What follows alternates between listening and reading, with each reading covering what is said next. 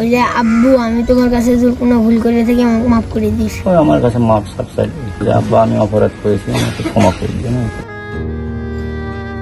মিরপুরের পল্লবীতে শিশু রামিসা আক্তার হত্যা মামলায় মৃত্যুদণ্ডপ্রাপ্ত আসামি সোহেল ফোনে তার বাবা মা ও ছেলের কাছে মাপ চেয়েছে। তবে ওই রায়ের বিরুদ্ধে আপিল করবে না পরিবার। সন্তানের মায়ায় বাবা মা সোহেলের জীবন ভিক্ষা চাইলেও এমন কোনো দাবিই করেনি আরেক আসামি স্ত্রী স্বপ্না আক্তারের পরিবার।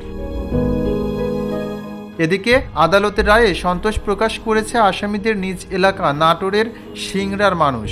দ্রুত বিচার প্রক্রিয়া সম্পন্ন হওয়ায় তারা সন্তোষ প্রকাশ করে রায় দ্রুত কার্যকরের দাবি জানিয়েছেন। স্বামী স্ত্রী দুজনকেই ফাঁসির রায় দিয়েছে। আমরা চাই এই দ্রুত রায়টি যেন কার্যকর হয়। গত 19 মে রাজধানীর পল্লবীতে 8 বছরের শিশু রামিসা আক্তারকে ধর্ষণ ও গলা কেটে হত্যার ঘটনায় সোহেল রানা ও তার স্ত্রী স্বপ্না আক্তারকে মৃত্যুদণ্ড দেয় আদালত। ঢাকার শিশু সহিংসতা দমন ট্রাইব্যুনালের বিচারক মাসরুর সালেকিন রোববার এ রায় দেন।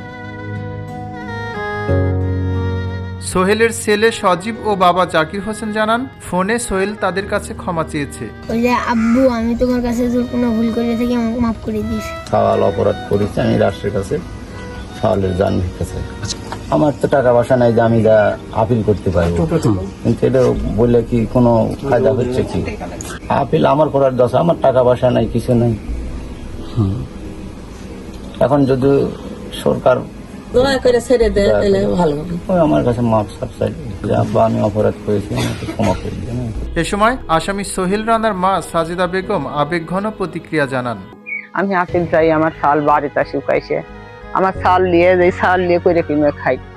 আমার বেটা যদি আল্লাহ হায়াত দারাজ করে আপিল করে যদি ঘুরে আসি আমি মা আমার কলজে ফাইটে যাচ্ছে, আমি বুঝতে পারছি বাবা। অন্যদিকে স্বপ্নার বাবা জিহাদুল ইসলাম বলেন, তিনি মেয়েকে বাঁচাতে কোনো আপিল করবেন না। আমার মেয়ে সে অন্য ছেলের হাত ধরে চলে গেছিল দেখে তাকে ত্যায্য করা হয়েছে। উনি যে অপরাধ করেছে সেই অপরাধের শাস্তি মৃত্যুদণ্ড, তাতে আমি খুশি।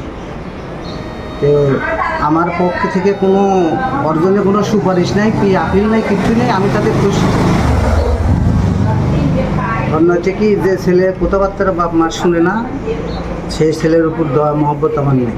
সিংড়া প্রেস ক্লাবের সভাপতি ইমরান হোসেন রানা ও সিংড়া মডেল প্রেস ক্লাবের সভাপতি রাজু আহমেদ জানান, দ্রুত বিচার শেষে দেয়া এই রায়ে খুশি নাটোরবাসী। এ সময় দ্রুত রায় কার্যকরের দাবি জানিয়েছেন তারা। দ্রুততম সময়ে এই নির্মম ঘটনা রায়ে স্বস্তি ফিরলেও এখন আলোচিত এই মামলার রায় বাস্তবায়নের দিকে তাকিয়ে আছে পুরো দেশবাসী। রামিসার ফাঁকা ঘর, মা বাবার বুক ফাটা আর্তনাদ পূরণ না হলেও আর যেন কোনো রামিসা এভাবে হারিয়ে না যায়, সে লক্ষ্যে রায় দ্রুত বাস্তবায়ন প্রয়োজন বলে মনে করছেন সাধারণ মানুষ। খবরের কাগজ, নিখাত, নির্ভীক, নিরপেক্ষ।